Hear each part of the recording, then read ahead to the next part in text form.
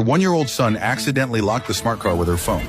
She guided her son to unlock the car, but he threw the phone on the ground. She went to the car window and tried to unlock it with her voice, but it didn't work. She picked up a rock and threw it at the window. But the whole car was made of bulletproof material, and no matter how many times she tried, it didn't work. Her son was scared and started crying, so she kept trying to calm him down from outside the window.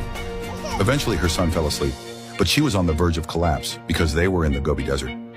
She lay on the hood of the car to calm down and fell asleep until the next morning. She immediately went to check on her son, whose face was bright red, and the temperature inside the car was continuing to rise. She took off her clothes and covered the sunroof of the car, but her son was still crying. She tried to calm him down and then left the car to seek help nearby. She walked under the scorching sun of the Gobi Desert for an unknown amount of time, nearly dehydrated. After crossing through some grass, she found a river and immediately knelt by the riverbank to drink, but there was too much sand and gravel, so she spat it out. After using water to cool her skin, she continued on her way.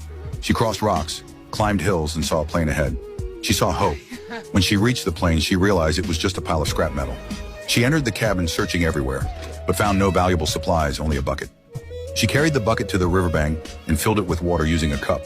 Then she returned to the vehicle with the bucket. She looked inside the car. Her son's face was even redder from the heat.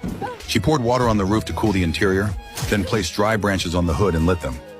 Last night, she had lit a cigarette inside the car, and the system had automatically opened the windows upon detecting smoke. You gotta be kidding me. But this time, the vehicle system detected the smoke coming from outside, so it automatically closed the air intake and switched to internal circulation mode.